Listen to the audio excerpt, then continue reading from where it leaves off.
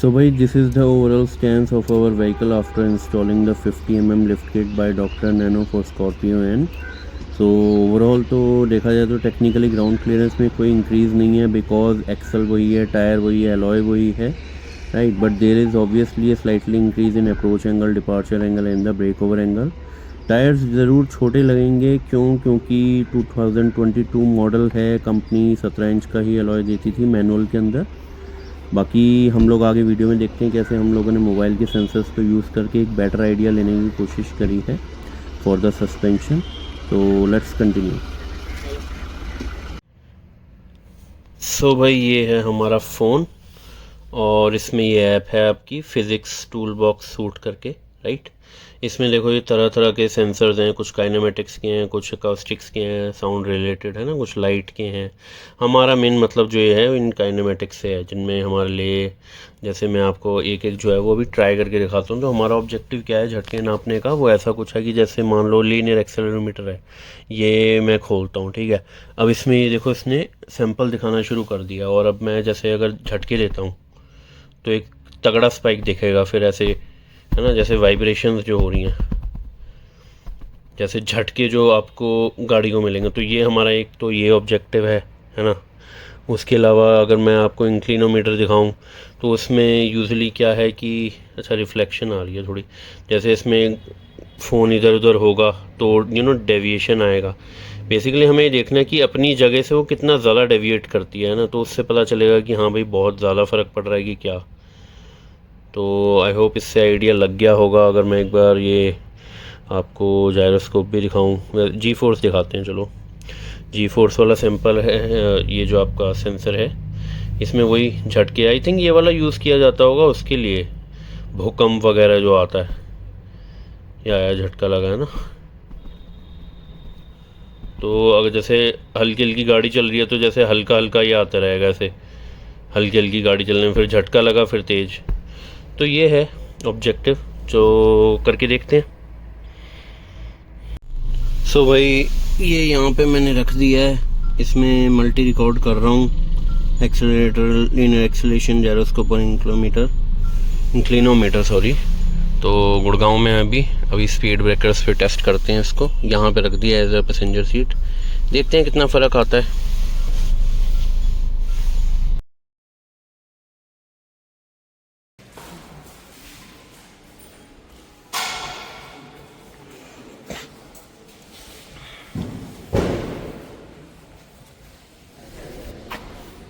अभी हम लोग करने लग रहे हैं, गाड़ी ऊपर चढ़ा दी है.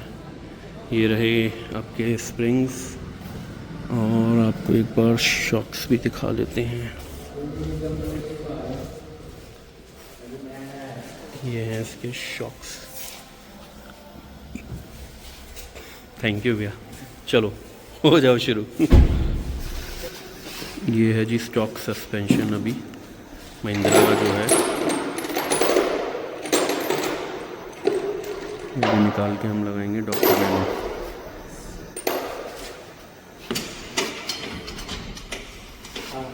पुलर से अभी वो लगा रहे हैं उसमें, और यहाँ भाई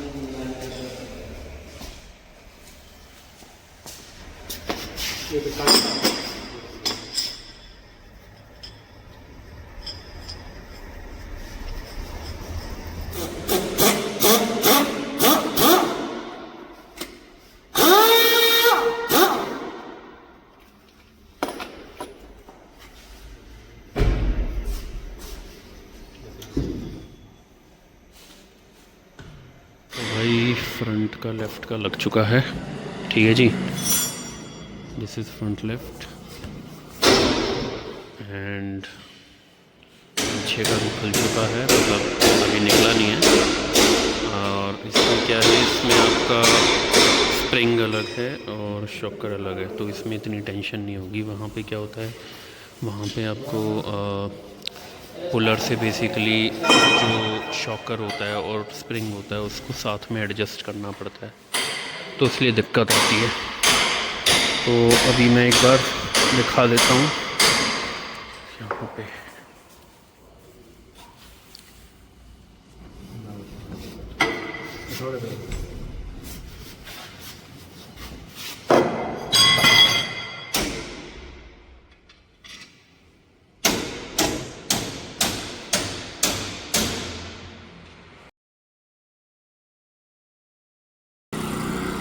सो भाई परसों हम लोग आए थे, काम पूरा नहीं हो पाया था बिकॉज़ टाइम काफ़ी हो गया था, संडे भी था और इसमें थोड़ी दिक्कत आ रही थी, मशक्क़त आ रही थी बेसिकली पीछे वाले में। तो अगर आप देखोगे गाड़ी के स्टैंड के अकॉर्डिंग गाड़ी ऐसे हो रखी है, राइट।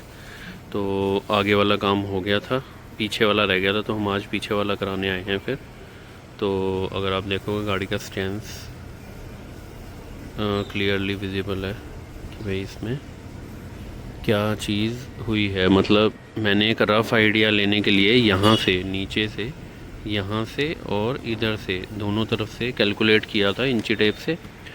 तो 2 इंची का फ़र्क आ रहा था, ऑल्दो एक्यूरेट तो टायर से होता है, बट मैंने एक रफ़ आइडिया लेने के लिए वो चीज़ कर दी। बाकी अभी मैं यहाँ से टायर से भी नाप के देखूँगा कि, क्योंकि पीछे वाला काम करेंगे तो उसमें भी 2 इंची का फ़र्क आना चाहिए।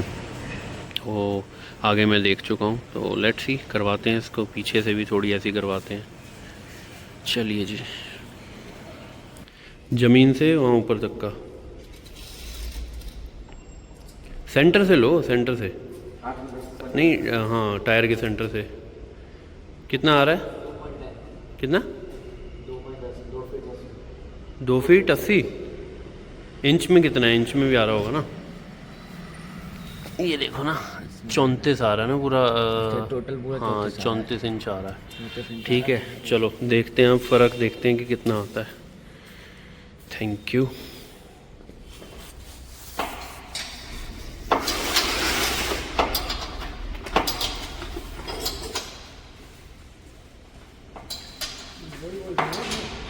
चौंतीस दिखा रहा था। नहीं बढ़ गया यार, 37 हो गया, 2 इंच आते हुए। अबे तुम हाँ ज़मीन पे लगाओ ना, ज़मीन से कितना आ रहा है? हो गया 2 इंच आ गया, 2 पॉइंट कम ही है बस। अच्छा 37, हाँ ठीक है, 2 इंच आ फिर तो सही है ना। वही तो मैं कह रहा हूँ यार, 2 इंच होना चाहिए था, वो ज़मीन पे नहीं लगा हुआ था। ठीक है, देख रखा है। आगे वाला देख लिया था मैंने। चलो भाई बढ़िया काम हो गया। गाड़ी का स्टैंड आ गया ऐसा। बस ये है कि टायर अभी थोड़े छोटे लगेंगे, वो इसलिए क्योंकि रिम साइज़ छोटा है मेरा, बट ग्राउंड क्लियरेंस पहले से बेटर हो गई है, एटलीस्ट चेसी की। ठीक है, चलो निकलते हैं, तैयारी करते हैं। सो भाई गाड़ी की अलाइनमेंट एक बार दोबारा क्रॉस चेक कराने के लिए आ गए हैं, दिखाता हूँ एक बार। ये लगा है माल पानी यहाँ पे,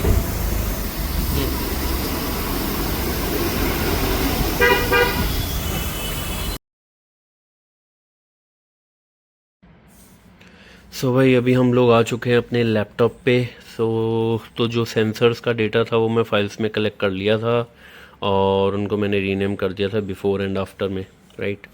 सो बेसिकली CSV के अंदर, CSV फाइल्स के अंदर आपके सेंसर का पूरा लाइक रिकॉर्डेड डेटा था, राइट। सो अभी हमने क्या करा, ChatGPT का यूज़ किया है, क्योंकि डेटा के अंदर क्या होता है ना, मतलब जैसे थोड़ा आगे पीछे हो जाता है। मान लो किसी में रिकॉर्डिंग मैंने थोड़ी 2 सेकंड पीछे स्टार्ट कर दी, किसी में 2 सेकंड आगे स्टार्ट कर दी, तो वो थोड़ा चीज़ों को हैंडल करने के लिए वो मैनुअली ना करना पड़े मुझे, मैंने सोचा क्यों ना ChatGPT का यूज़ किया जाए, क्योंकि इसको अगर हम प्रॉम्प्ट वगैरह अच्छा देते हैं, डेटा सही देते हैं, तो काफ़ी अच्छा ये रिज़ल्ट निकाल के देता है। तो मैंने ऑब्वियसली यहाँ पे अपलोड कर दी हुई है before upgrade and after upgrade वाली फाइल्स। तो इसने ये टेबल में दिखा भी दी है, ये कॉलम्स हैं उसके। टाइम ये आपका जो है वो टाइम स्टैम्प ना होके, ये मतलब आई थिंक मिली सेकेंड्स में होगा, तो ये भी वो हैंडल कर लेता है। ये कॉलम्स हो गए, राइट। तो अभी हम क्या करते हैं, इसको प्रॉम्प्ट दिखा देता हूँ मैं एक बार मैंने क्या दिया है। प्रॉम्प्ट में मैंने उसको ये बोल दिया कि भाई ये मैं टेस्ट करना चाह रहा हूँ, मेरा सस्पेंशन अपग्रेड है, तो मैं स्पीड ब्रेकर्स पे है ना अलग अलग उस पर अलग अलग तो नहीं, वैसे मेनली मैंने स्पीड ब्रेकर्स ही यूज़ करे हैं क्योंकि उनसे स्पेसिफिक स्पाइक या जंप जो है वो कंपेयर किया जा सकता है। तो इसमें मैंने बता दिया कि भाई मैंने कौन कौन से सेंसर्स यूज़ किए, accelerometer, linear acceleration, gyroscope and inclinometer, है ना, वो सब बता दिए। इवन वो भी बता दिया कि भाई टाइम का थोड़ा बहुत ना आगे पीछे होगा, तो वो तुम मतलब उसके अंदर जो स्पाइक आता है ग्राफ में उसको देख के अपने आप खुद अलाइन कर लेना शुरू में। तो बता दिया है मैंने ये। इसका मैं क्या करूँगा कि लिंक जो है चैट जीपीटी वाले इस रिज़ल्ट का लिंक भी डाल दूँगा वीडियो में, कहीं अटैच कर दूँगा। तो उसके बाद इसने कुछ पता नहीं क्या ब्लैंक चार्ट्स वगैरह से रेंडर किया, उसके बाद फाइनल इसने यहाँ पे रेंडर किया। तो बेसिकली इसके अंदर क्या है जो आपकी, अबे ये क्या छोटा सा आ रहा है, इसको जूम करने का नहीं है क्या, जूम करने का दिखा नहीं रहा, डाउनलोड चार्ट, चलो ठीक है। बट इसमें क्या है, ये जो ब्लू वाला है वो आपका स्टॉक सस्पेंशन है ना, ब्लू वाला स्टॉक है, और ऑरेंज वाला जो है वो आफ्टर अपग्रेड है। तो इसमें क्या है कि ये आपका एक्सेलरोमीटर हो गया, ये लीनियर एक्सेलरेशन हो गया। जैसे देखो इसने खुद अलाइन कर लिया, जैसे कि बिफोर वाले में हो सकता है मैंने रिकॉर्डिंग जो है बाद में स्टॉप करी हो, है ना, क्योंकि मैं जैसे बिफोर वाले में फ़र्स्ट टाइम कर रहा था तो मे बी मेरा ध्यान ऐसा रहा हो कि मैंने बाद में स्टॉप करी हो। तो उसने क्या है शुरू का कंपेयर कर लिया, क्योंकि स्टार्टिंग पॉइंट जो है वो सेम था, स्टार्टिंग से जो नंबर ऑफ़ स्पीड ब्रेकर्स थे वो सेम थे।